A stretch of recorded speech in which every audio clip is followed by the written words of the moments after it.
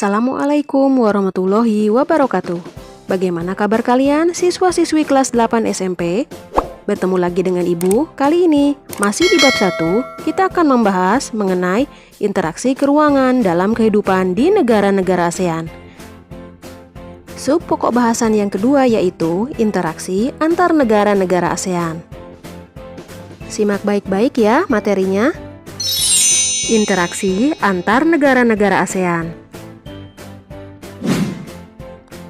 Materi yang akan kita bahas kali ini merupakan bagian dari kompetensi dasar 3.1.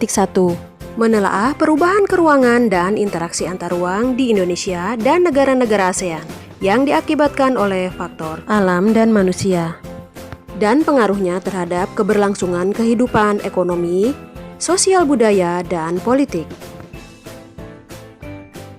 Perhatikan gambar berikut ini. Apa yang kalian ketahui tentang SEA Games? Menurut kalian, apakah terdapat bentuk kerjasama dalam pelaksanaannya? Mengapa negara-negara di ASEAN saling terkoneksi satu sama lain? Munculnya berbagai kebutuhan yang berbeda di setiap negara, menuntut peran suatu negara untuk aktif dalam melakukan kerjasama antar negara. Kerjasama merupakan hubungan antar dua negara atau lebih demi mencapai suatu kesepakatan. Terdapat faktor pendorong dan penghambat dalam kerjasama. Di antara faktor pendorong yaitu kesamaan dan perbedaan sumber daya alam, kesamaan dan perbedaan wilayah atau kondisi geografis. Sedangkan faktor penghambat kerjasama di kawasan ASEAN antara lain perbedaan ideologi, konflik dan peperangan, kebijakan protektif, dan perbedaan kepentingan tiap-tiap negara.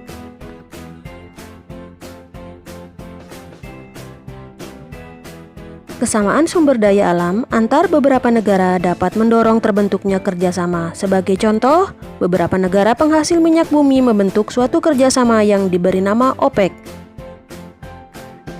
Begitu pula dengan perbedaan sumber daya pangan di setiap negara juga melahirkan kerjasama. Contohnya, Indonesia mengekspor hasil pertanian ke Singapura.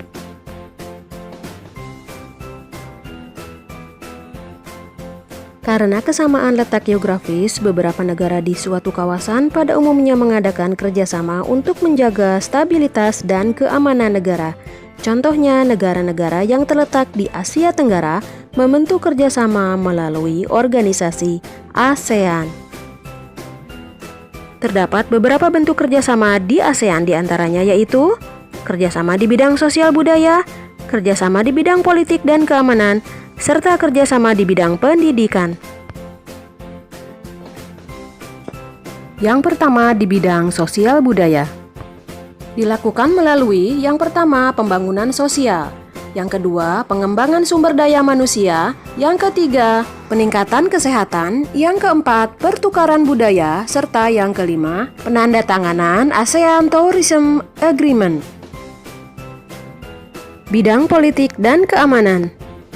Antara lain, Traktat Bantuan Hukum Timbal Balik di bidang pidana, Konvensi ASEAN tentang Pemberantasan Terorisme, Pertemuan para Menteri Pertahanan, Penyelesaian Sengketa Laut Cina Selatan, serta kerjasama pemberantasan kejahatan lintas negara. Bidang pendidikan. Antara lain, ASEAN Council of Teacher Convention, penawaran beasiswa pendidikan, Olimpiade di bidang pendidikan se-Asia Tenggara. Selanjutnya kita akan membahas pengaruh kerjasama bidang ekonomi, sosial, politik, budaya, dan pendidikan terhadap kehidupan di ASEAN. Pengaruh perubahan ruang dan interaksi antar ruang terhadap keberlangsungan kehidupan ekonomi di negara-negara ASEAN. Para pemimpin ASEAN sepakat membentuk sebuah pasar tunggal di kawasan Asia Tenggara pada akhir 2015 yang disebut dengan Masyarakat Ekonomi ASEAN atau MEA. MEA membuka peluang satu negara menjual barang dan jasa dengan mudah ke negara lain. Selain itu, dibentuk pasar tenaga kerja profesional seperti dokter, ahli teknik, guru akuntan, dan lain-lain.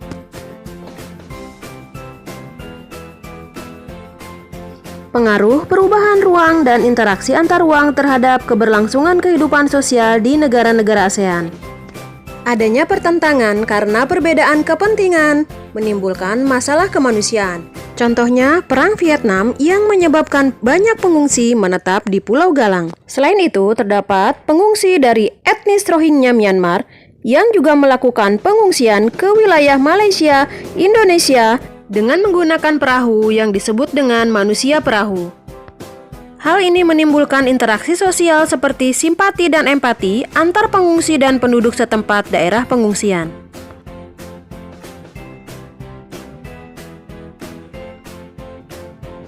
Pengaruh perubahan ruang dan interaksi antar ruang terhadap keberlangsungan kehidupan budaya di negara-negara ASEAN. Yang pertama, Festival Budaya ASEAN diselenggarakan pada tahun 2013 di Purwakarta, Jawa Barat, diikuti oleh 9 negara. Kegiatan ini bertujuan untuk mempertautkan dan memperkenalkan kebudayaan sesama negara ASEAN. Yang kedua, Perkemahan Budaya Serumpun diikuti oleh Indonesia, Malaysia, dan Brunei, bertujuan menanamkan dan meningkatkan pemahaman penghayatan nilai-nilai budaya bangsa serumpun untuk menciptakan ketahanan budaya. Yang ketiga, industri musik. Musik merupakan salah satu hasil dari budaya yang dapat dinikmati oleh siapapun secara lintas negara.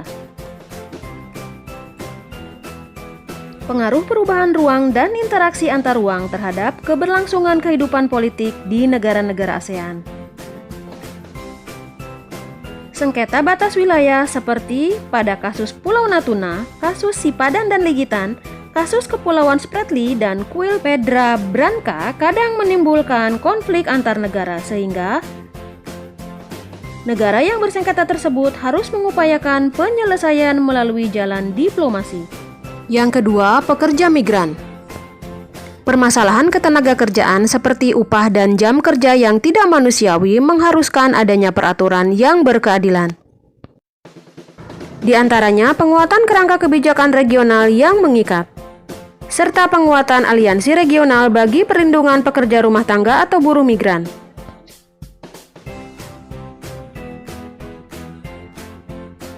Pengaruh perubahan ruang dan interaksi antar ruang terhadap keberlangsungan kehidupan pendidikan di Asia Tenggara. Ketimpangan mutu pendidikan antar negara menjadi salah satu kendala terbesar di ASEAN. Kualitas pendidikan dan lulusan yang kompeten mengubah paradigma pendidikan di setiap negara. Diperlukan reformasi menyeluruh terhadap sistem pendidikan, misalnya melalui sertifikasi, akreditasi, standarisasi pendidikan, dan lain sebagainya. Upaya-upaya meningkatkan kerjasama di antara negara-negara ASEAN meliputi 3 pilar ASEAN, yaitu kerjasama di bidang politik keamanan, kerjasama di bidang ekonomi, dan kerjasama di bidang sosial budaya. Dalam bidang politik dan keamanan, secara historis Indonesia merupakan pendiri ASEAN yang memiliki pengaruh kuat. Militer Indonesia juga dianggap yang terkuat di Asia Tenggara. Pada pilar sosial budaya menempatkan Indonesia sebagai negara dengan sumber daya manusia dan juga usia produktif yang banyak. Selain itu, terdapat berbagai macam ragam budaya dari negara Indonesia. Pada pilar ekonomi, pertumbuhan Indonesia masih yang tertinggi dengan produk kreatif yang dihasilkan memiliki daya saing yang cukup bagus. Selain itu, terdapat koperasi yang menjadi program yang menarik karena memberdayakan masyarakat menengah ke bawah. Nah anak-anak, demikian tadi materi yang Ibu sampaikan. Sampai bertemu lagi pada pembahasan materi selanjutnya. Tetap semangat belajar di rumah. Sekian dari Ibu. Wassalamualaikum warahmatullahi wabarakatuh.